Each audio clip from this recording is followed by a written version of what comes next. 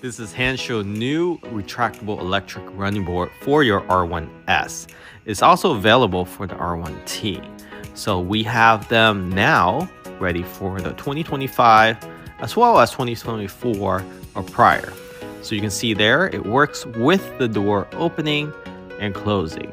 So it retracts underneath your vehicle, which gives you more of a clean look and aerodynamic while you're cruising. It comes in one box.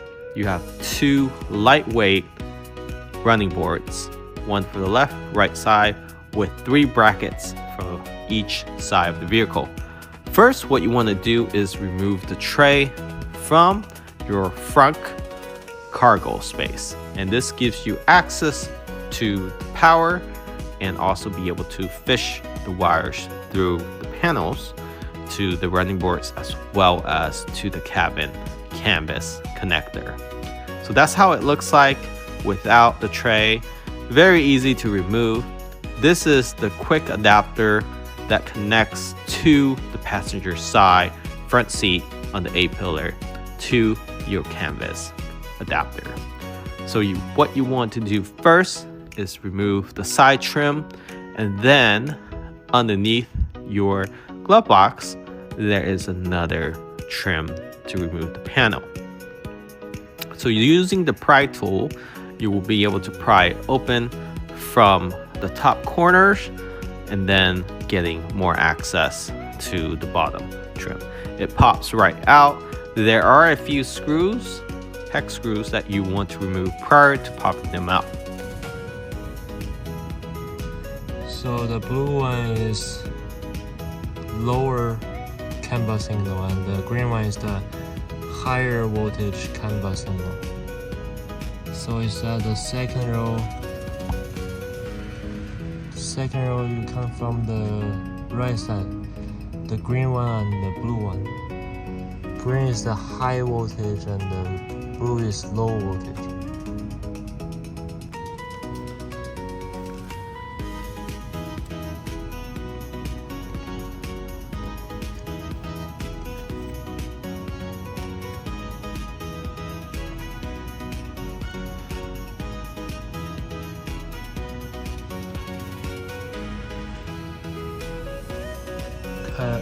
CAN L means the lower, low voltage. So which is the green one.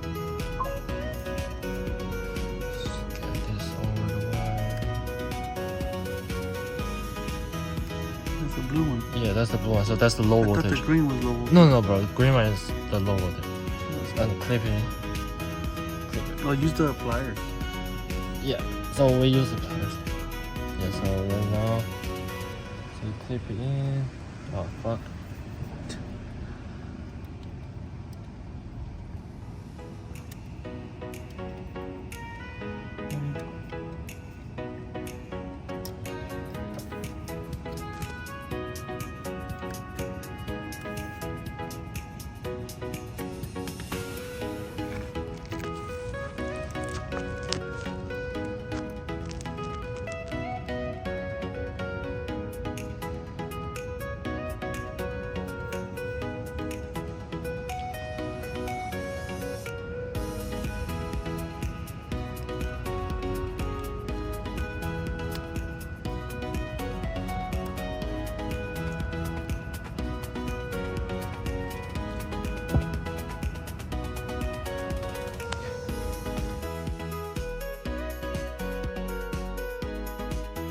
Here are the wires.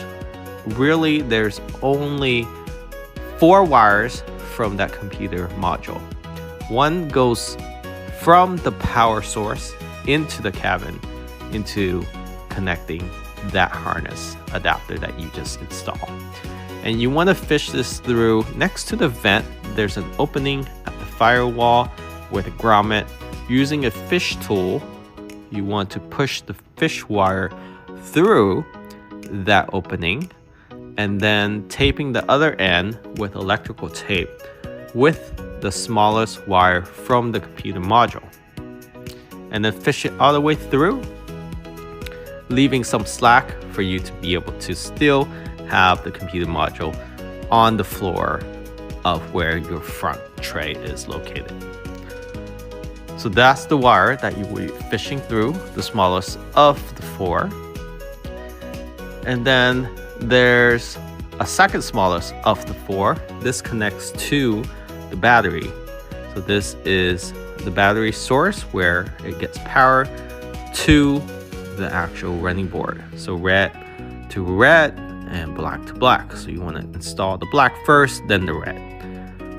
And then you have 2 other wires, and these go straight to the middle bracket of the running boards.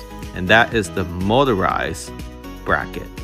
You want to fish it through next to where the wheel well is located. Fish it through. You want to fish it from the bottom up and then pull it through with electrical tape, just like you did earlier to the canvas adapter. And all these wires are protected with this casing, which gives it a clean look and is waterproof. So that's the computer module, and you'll zip tie all this down after you finish with the installation. The computer module sits on the bottom. You can see there the power source, red to red. Red is on the passenger side, but when you're looking at it, it's on the left side. And then the other 2 wires fish through next to the wheel wells. And that is pretty much the most difficult part of this installation. So now we're just fishing the other side over. Again, same process as you did for the driver's side. See, there's an opening right there where other wires are already pre-existed there to fish through. And again, you'll zip tie everything down afterwards.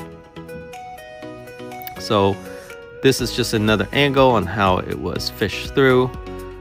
So you want to make sure it comes through right in between the trim and the wheel wells. So this will give you that clean look, and afterwards you will zip tie it to the actual fender. So there's 3 bolts on the bottom that you want to remove. This has no connection to your battery. These are essentially a location where the bracket will be mounted. So 2 large bolts and a small one for each bracket install. And once you have the bracket installed, you line it up with where the original bolts are at and use the same bolts that you remove. Keep in mind, we already removed the plastic trim before we had access to these bolts. So those trim, again, you just unclip those and it comes right off. So right now we're tightening up the actual bracket. This is the front ones. So the front and the rear ones do not have a motor. The middle one is where you will be placing the motorized bracket. And you can do this manually, but we highly recommend getting an impactor to be able to do this quickly and be able to fish the wires without using up all your strength. So there's the wire running to the middle of the actual bracket itself, and we zip tie 3 along with the 4th one towards the front tire. We did the same for the other side. And the rear bracket, again, no motor for the front or the rear, only the middle bracket has a motor. So keep in mind when you're doing this installation. Once you have all the bracket in place, pull out the actual bracket arm and then place the running board on top. This is also very tricky. You want to align it precisely. Get the couple screws on either end, and that will help you align the rest of the bracket. It really is a precise installation at this point. You want to make sure it measure between the distance of the back mud guards or the front ones evenly to where the bracket is on both sides. So ideally to have 2 people do this, but if you're by yourself, just make sure that you have something supporting or at least one arm holding it on. Again, we're getting this installed at the Hansshow Installation Center in Santa Ana. Their address is in the description of this video. But this video is also for those that don't live near the area. Then you can use this video to help you guide with your installation. If you happen to be in Southern California, highly recommend taking a trip out to Hansshow Installation Center to get it installed. They have installed many of these electric running boards. They know what they're doing, and they can get it done for you within 3 hours or so. So it's definitely worth the price to pay somebody to do this so you don't mess it up. But if you don't have the luxury of being nearby, then this video should help you get through the installation if you want to do it yourself.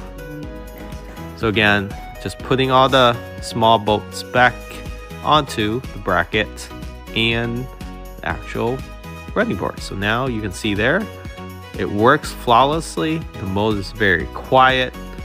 It works when the door is open. It automatically invite you to step on it, and then once the door is closed, then it retracts itself. And it works for both doors. So either one or both doors are open, the running boards will present itself, and when it's closed, it will retract. And it works very precisely as you open the door. And after you're done with that, put everything back in reverse order. Put the tray back in front, and again, get this installed at Hansshow Installation Center. If you are in Southern California, I'll post the description and details in the description of this video. And then place the cover back inside the passenger side. This is where you connect that adapter to your canvas. Screw it back in, make sure everything is tucked away, and that is it. Installation done. You can get this done within 2 to 3 hours, even if it's your first time. Follow the directions, and this will be a game changer. As an owner, or even if you're a passenger, it helps getting in and out of the Rivian very easy, and also it gives it a clean look because it retracts itself. Thanks for watching. Remember to subscribe. Catch you on next time.